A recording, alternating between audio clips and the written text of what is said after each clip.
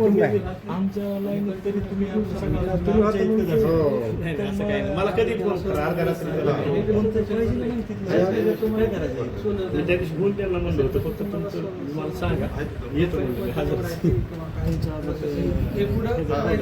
काही 7:30 काय 7:30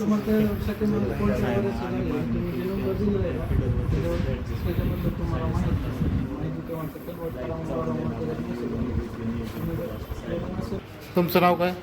आणि नारायण जगदाळे बरं. मिरगावून आमची पाईपलाईन आहे. तिसरे मिरगाव आरतीनगर आणि हिवरे 4 गावातील लोकांच्या पाईपलाईन पांडे सबस्टेशन अंतर्गत आम्हाला लाईन येते. गेल्या 8-10 दिवसापासून लाईट व्यवस्थित चालत नव्हती. सदर आम्ही सर्व शेतकरी एकत्रित संतोष वारे यांच्या मार्गदर्शनाखाली कर्मा ऑफिसला आलो. तर मग त्या सूर्यवंश साहेबांसोबत चर्चा झाली. चर्चेअंती साहेबांनी हे आजपासून व्यवस्थित लाईट सोडतो असं आम्हाला आश्वासन दिले. जर लाईट व्यवस्थित नाही चालली तर आम्ही आंदोलनाचा इशारा दिलेला आहे. तुम्ही सकाळपासून या ठिकाणी आला होता, कुठल्याच अधिकाऱ्यांनी दखल नव्हती घेतली? सकाळी 9 वाजता आम्ही अधिकारी ऑफिसला उपस्थित नव्हता. ज्यावेळेस बार्शीला ऑफिसला फोन केला तिथून नंतर कलाटी साहेब फोन सूर्यवंश साहेबांना केल्यानंतर ऑफिस साहेब आले. वारे साहेब सुद्धा या ठिकाणी सकाळी येऊन गेले ते का? सकाळपासून इथे बसूनच आहेत आमच्याकडे. बरं. का आता साहेबांनी काय सांगितलं? आता साहेबांनी सांगितलं की गेल्या 10-15 दिवसाची लाईट आमची व्यवस्थित चालू नव्हती. ती काल म्हणले जंप टाकले तर दुरुस्त केलेलं आहे. ते आज चलन आता 2 तास लाईट व्यवस्थित चालली. आता ते 2-1 आता सध्या लाईट गेली आमची. ती साहेबांना आम्ही बोललो. साहेब म्हणजे अजून 1 आठवडाभर असंच चलन परत सुरळीत करून देतो. 1 दिवस लाईट बंद करून मेंटेनन्सचं काम करायचं. तुमचं नाव काय? माझं नाव नामदेव खताळ. मी अर्जुननगरचा शेतकरी. आमची भालेवाडीच्या बंधाऱ्याच्या तिथून पाईपलाईन आहे. तर आम्हाला 15 दिवस झालं 2-3 तास अशीच लाईट येते. त्या लाईटीचं शेड्यूल तर 8 तासाचं आहे, पण लाईटच चालत नाही. मग ती का चालत नाही? आम्ही साहेबांना भेटलो तर साहेब म्हणले की त्या पोटेगावचा लोड 200च्या पुढं जातोय, 210. मग 201 जरी झाला तरी ते बंद होते. म्हणजे त्या 8 तासाच्या पुढं लाईट देता येत नाही. तर त्या बालेवाडी गावठाणला 4 तास आणि इकडल्या बंधारा पॉईंटला 4 तास. तर आम्ही त्यांना म्हणलो आमच्या पाईपलाईनी 6-6 किलोमीटर लांब आहेत, अर्धा-पाऊण तास पाणी जे यायला लागते. तर एवढ्या 4 तासात कसं भागेल? तर तुम्ही काहीतरी नियोजन करून आमचे बी 8 तास म्हणतोय आम्ही, पण 6-6.5 तास जरी चालले तरी बी आम्ही समाधानी. तर साहेब म्हणले आम्ही वरिष्ठांशी बोलून चर्चा करून तुमचा प्रश्न सोडवण्याचा प्रयत्न करतो. आणि आमच्यासाठी सकाळपासून संतोष वारे साहेब आमच्याबरोबर अधिकाऱ्यांशी त्यांना चर्चा करून काही अडचणी आल्या तर त्यांना मदत करू काय असं आमच्याबरोबर आहेत. त्यांनी देखील त्यांचा आमच्या लाईटीच्या प्रश्नाचा पाठपुरावा केलेला आहे. आणि आमचे पोटेगाव सबस्टेशनहून 4 तासाला जी लाईट येणार आहे ती 1-2-4 DP कुठं जोडलं तर ती होऊ शकतंय, पण ती लिगली करता येत नाही. तरी पण आम्ही म्हणलो शेतकऱ्यासाठी थोडा कायदा बाजूला ठेवून सगळ्या गोष्टी करून काय करता येते का? तर साहेब म्हणले आम्ही वरिष्ठाशी चर्चा करून लवकरच उद्या परवापर्यंत ते प्रश्न सोडवण्याचा प्रयत्न करू असं त्यांनी आम्हाला सांगितलं. काय आता शेतामध्ये कोणती पिकं आहेत? आता शेतामध्ये ऊस काय केळी असे आहेत, पण आमच्याकडे बहुतेक जास्तीत जास्त ऊसच आहे. का नुकसान म्हणजे आता फार जळा आपलं पाऊस पडूस तर हिरवा दिसला पाहिजे एवढंच आहे. पाणी भरपूर आहे, पाणी धरणात भरपूर आहे. पाईपलाईन बी एवढ्या लांब एवढ्या मोठ्या आहेत आमच्या, पण लाईट 4 आणि 3 तास काय त्याच्यामुळे काहीच. आणि किती रान भिजतंय मग त्यांना? रोज त्या 4 ह्याच्यात काय अर्धा एकर असं 10-1 क्विंटल भिजतंय. अरे मग आता ते प्रश्न आता लाईटीचा सगळ्याच गंभीर आहे. लाईटी मागणी जास्त, पुरवठा कमी, असं अनेक गोष्टी. तर पण आता 40-45 दिवसासाठी सगळ्याच कायदेशीर गोष्टीला फाटा देऊन शेतकऱ्याची पिकं कशी जगतील हे आम्ही साहेबाला बोललो. साहेब शेतकरीच आहेत, त्याच्यामुळं त्यांनी बी आमचा सहानुभूतीपूर्वक विचार करून वरिष्ठांशी बोलून प्रश्न मिटवू असं आम्हाला त्यांनी सांगितलं. तुमचं नाव काय? अनिल रामदास कुठले? अर्जुन.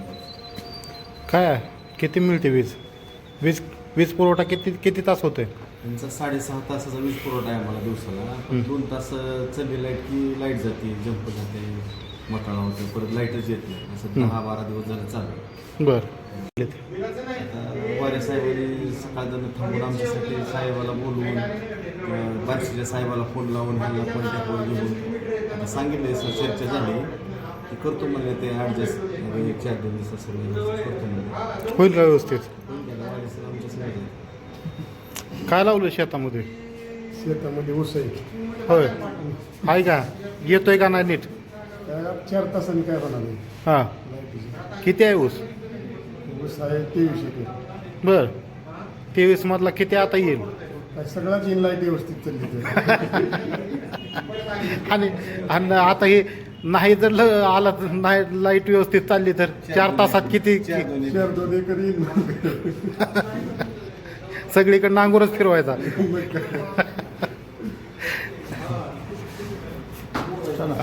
वारे साहेब, काय या ठिकाणी आपण आला होता आधी आपल्या शेतकऱ्यांच्या सुद्धा हे ज्या समस्या असतील त्या आपण जाणून घेतल्या.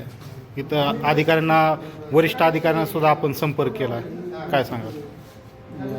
शेतकऱ्याच्या व्यथा ऐकल्यानंतर शेवटी दगडाला सुद्धा घाम फुटू शकतो.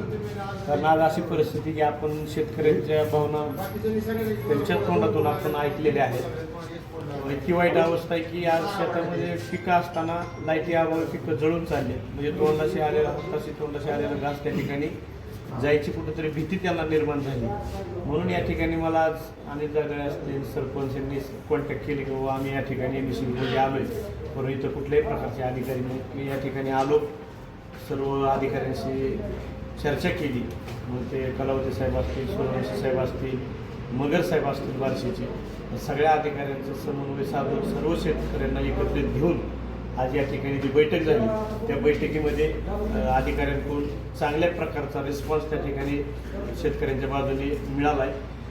त्याचा विषय असा झाला की सूर्यवंशी साहेबांनी सांगितलं की जी लाईटचा जो प्रॉब्लेम येत होता तो काल त्यांनी बुधवारच्या दिवशी बऱ्यापैकी 40% काम त्या ठिकाणी केले.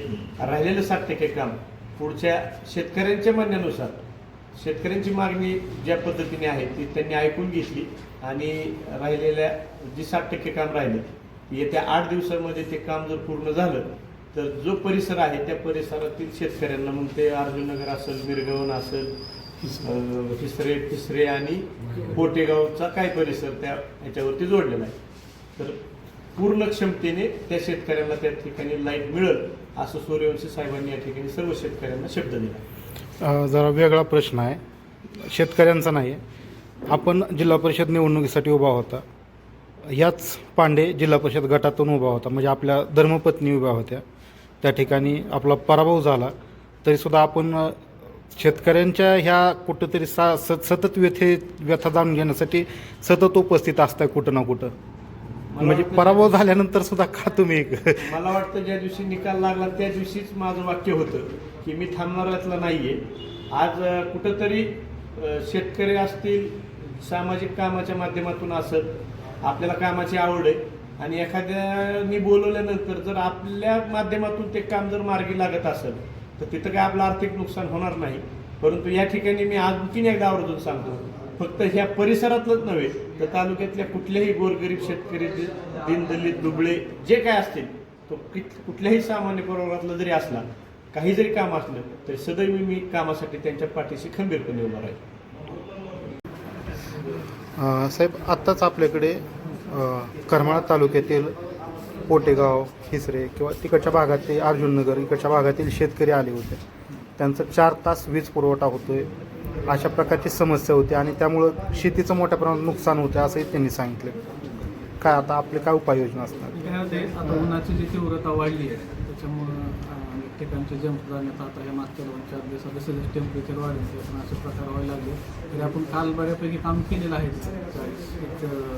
40 पॉईंटचं बंद होईल राहिलेले पण आपण उद्या करणार होतं, पण कसे 2 दिवस काल मेंटेनन्समुळे बंद राहिले. बुधवारचा दिवस आपण मेंटेनन्स आणि उद्या जर आज किंवा उद्या करायचं म्हणजे कंटिन्युअस 2 दिवस झाला असेल. त्यामुळे आपण एक पुढच्या बुधवारपर्यंतचं त्यांना म्हणले किंवा पुढच्या बुधवारी पण राहिलेलं जे काय सगळं मेंटेनन्स ते पूर्ण करून घेऊन सर्व सुरळीत होऊन जाईल. आता लोडचा काही प्रॉब्लेम नाही तिथं, फक्त हे जे उन्हाचं टेम्परेचर आणि ह्याचे जे आहे जंप सुटण्याचा प्रकार होत आहे थोडासा, ते आपण अर्धे जण बदलून घेतले, बाकीचे बदलून सप्लाय सुरळीत होऊन जाईल. त्यांचा 4 तासच वीज पुरवठा होतोय म्हणले ते, आणि त्यामध्ये पाणी यायला ते धरणापासून पाणी यायला अर्धा तास वेळ लागतोय. ते इंटरप्शन होते ना, त्याच्यामुळे ते टाईम फॉल्ट झाला ते होऊन जाईल. एक मेंटेनन्स 1 दिवसात सर्व सप्लाय सुरळीत होऊन जाईल. किती वेळ लागेल, म्हणजे किती दिवस काय? नाही, पुढच्या बुधवारी मेंटेनन्स करावं लागेल, कारण मध्ये आधी जर करायचं म्हणलं तर बाकी सप्लाय चालू असतो आपलं. मेंटेनन्स करण्यासाठी सर्व क्रॉसिंग बरेच सगळ्या सप्लाय बंद ठेवावं लागतं. म्हणजे तोपर्यंत एक आठवडा थांबवा. पुढच्या बुधवार तोपर्यंत चालू राहील. फक्त 4 तास आता सध्या 8 तासच जे आहे ते 7 तास टोटल राहील टाईम आपल्या आहे तेवढं. फक्त तेव्हा थोडं इंटरप्शन जे आहे जे आपल्याला मेंटेनन्स करायचं आहे तो पुढच्या बुधवारी होईल, त्यानंतर सुरू होईल.